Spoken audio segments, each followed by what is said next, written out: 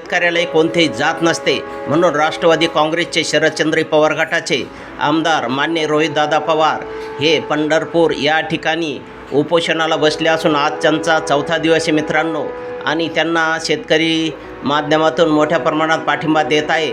पूर्ण शेतकरी संघटनांनी त्यांना पाठिंबा दिलेला आहे, कारण ते जाणून नये शेतकऱ्याला कोणतेही जात नसते, पात नसते, फक्त शेतकऱ्यांची कर्जमाफी व्हावी हे एक त्यामागचं आंदोलन आहे। पण एक भामटा आमदार हा त्यावर एक या लाल चाटू आमदार हा या रोहितदादा पवारांच्या या आंदोलनावर टीका करत आहे, आणि लक्ष्मण हाग्या का हाके काय म्हणतात तो सुद्धा या रोहितदादाच्या पवारावर एक खालच्या पातळीवर त्यांनी टीका केलेली आहे मित्रांनो। फक्त यांना टीका करण्याचं काम आहे, त्याकडे दुर्लक्ष करून सुद्धा रोहितदादा पवार हे स्वतः शेतकऱ्यासाठी मैदानात उतरलेले, कारण शेतकऱ्याला कोणतीही जात नसते। आणि या सरकारनं काही त्या जाचकाठी या कर्जमाफीसाठी टाकलेल्या आहे त्या पूर्ण मागं घेतल्याशिवाय ते आंदोलनापासून दूर हटणार नाही। त्यामुळं आज जरांगे पाटील यांनी सुद्धा त्यांना पाठिंबा दिला आहे, आणि शेतकरी वर्गसुद्धा मोठ्या प्रमाणात पंढरपूरच्या दिशेने निघालेलं आहे मित्रांनो। जोपर्यंत ह्या जाचकाठी सरकार दूर करत नाही तोपर्यंत त्या आंदोलनापासून हटणार नाही, कारण शेतकऱ्यांसाठी खूप अशा जाचकाठी या सरकारने टाकलेल्या आहे। ज्या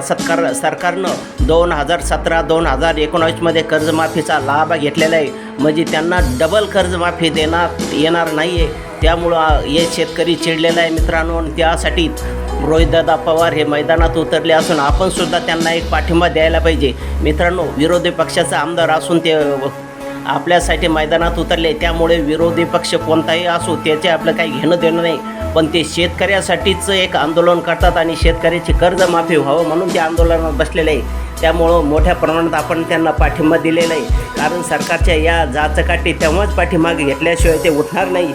आणि असा जोपर्यंत सरकार त्यांना शब्द देत नाही तोपर्यंत मित्रांनो ते शांत बसणार नाही। त्यामुळं आपण सर्वांनीसुद्धा शेतकरी या नात्यानं त्यांना भरभरून असा पाठिंबा द्यायला पाहिजे मित्रांनो। तोचवर सरकार या ठिकाणी वटणीवर आल्याशिवाय राहणार नाही, कारण या महायुती सरकारच्या मुख्यमंत्र्यांना माननीय मुख्यमंत्री देवेंद्र फडणवीस यांनी सत्तेत येण्यापूर्वी 2024मध्ये एक मोठी घोषणा केली होती, महायुती सरकार जर सत्तेत आलं तर आम्ही पूर्ण शेतकऱ्याचा सातबारा कोरा करू। आणि आता कुठंतरी परत ते एक दुटप्पी भूमी घेतात आणि म्हणतात की शेतकऱ्यांना जर बार जर कर्जमाफी जर केली तर बँका डब घ्यायला येतात। त्यामुळं त्यांनी असं एक विचार करायला पाहिजे, जे ते स्वतः डबल मुख्यमंत्री होत असतात, मग शेतकऱ्यांना डबल माफी का नको, त्यांना माफी द्यायलाच पाहिजे। कारण 2020 नंतर शेतकरी हा अतिवृष्टी असेल किंवा दुष्काळ असेल या ठिकाणी मोठ्या प्रमाणात भरडला गेलेला आहे।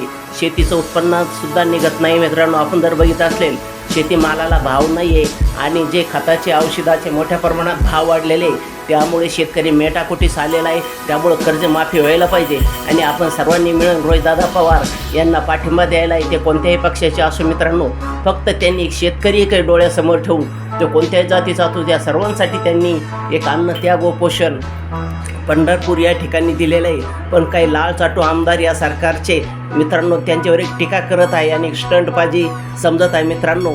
त्यांच्या टीकेकडे लक्ष न देता रोहितदादा पवार आज त्यांचा जीव धोक्यात घालून आपल्या सर्वांसाठी त्या ठिकाणी उपोषणाला बसले।